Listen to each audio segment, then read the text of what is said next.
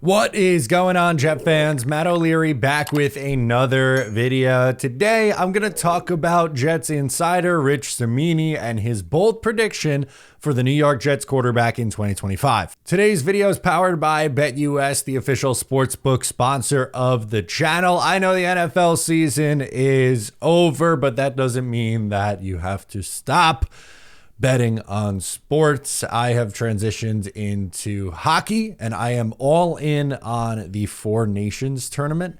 It's where you have NHL All-Stars from Canada, the United States, Finland, and Sweden. They're all going up against each other in this round-robin tournament. Love the value of Team USA at plus 150. Both the US and Canada team have the best odds at plus 150 to win. Canada has the talent up front, but I like the play in net from the U.S. team. So I'm putting my money on the Americans. Sign up using promo code YouTube150 and receive a 150% match deposit bonus on your first deposit up to $2,000. Okay, so Rich Cimini of ESPN is predicting that Kirk Cousins will end up being the New York Jets starting quarterback in 2025. Now, he has his reasoning for why he thinks that's the case. The first reason is that he is a team-first guy. That's something that the Jets will be looking for, according to Cimini, in their next quarterback. The assumption is that he will be released by the Atlanta Falcons, and that would then mean, because he's paid a significant chunk of money for 2025 from the Falcons, that he would sign for the cheap, roughly $1.2 million, essentially the minimum. And you could probably say the same thing looking back at Russell Wilson a year ago when he signed for on the cheap with the Pittsburgh Steelers.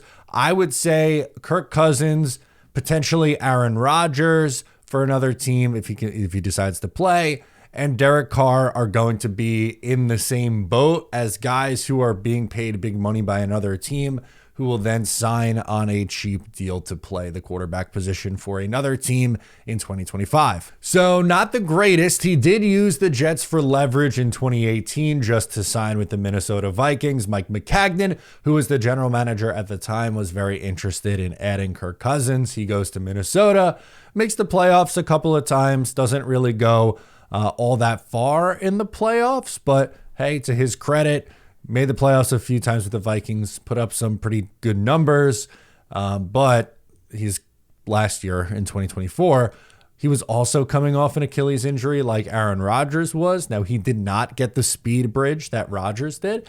He got the more traditional Achilles surgery, and he's a little bit younger than Rodgers, not by really all that much, though. He'll be turning 37 years old in August, but watching him play last year, he really wasn't all that mobile, and I think the mobility going forward would be a major question mark. Now, he was never really a mobile quarterback, but he struggled to move, and they played a lot of that offense out of the shotgun to mitigate some of his movement. Looking at the stats, in 14 games with the Falcons, had a 66.9 completion percentage, threw for 3,508 yards, 18 touchdowns, 16 interceptions, 7.7 yards per attempt. He had an 88.6 passer rating and a QBR of 50.4. Cousins was ranked, if you want to look at some of the deeper numbers, he was ranked 17th in the NFL in EPA plus CPOE.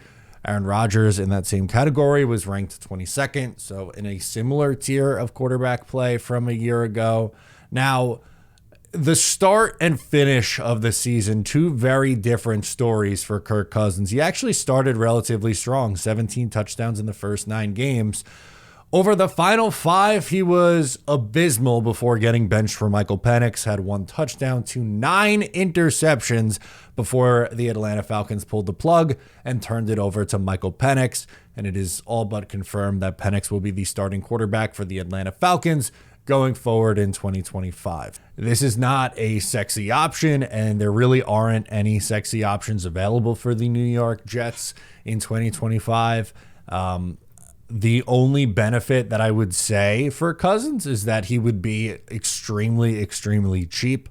I'm not going to lie to you. I am worried about his mobility and the injury and how his season finished in 2025. So this would not rank really all that high. I know he's a more established quarterback than like a Tyrod Taylor, for example, But if my options are Tyrod or Kirk Cousins, I think I'd take my chances with Tyrod at this point. He can move a little bit. He's not afraid to throw the deep ball. I get it. The injury concern with Tyrod Taylor is absolutely there. But how could the injury concern not be there for Kirk Cousins, as he is pretty much just a statue back there at the quarterback spot? That's not taking anything away from Kirk Cousins' career. He definitely had a better overall career than what Tyrod Taylor has, but I'm just saying, looking at both those guys heading into the 2025 season, I think I would rather take my chances with Tyrod than Kirk Cousins. But maybe the Jets are just looking to add another veteran quarterback to the roster, and it's not even like a guaranteed that Kirk would be the starter. For instance, last year the Steelers added both Russell Wilson and Justin Fields, so maybe it's Tyrod and another veteran, and that other veteran is someone similar to a Kirk Cousins tier guy. Again, this one just wouldn't rank crazy high for me, but I want to hear from you guys. What do you think? Let me know in the comments down below. Make sure to subscribe to the YouTube channel if you are new. For daily New York Jets videos, I'm Matt O'Leary, and I'll catch you next time.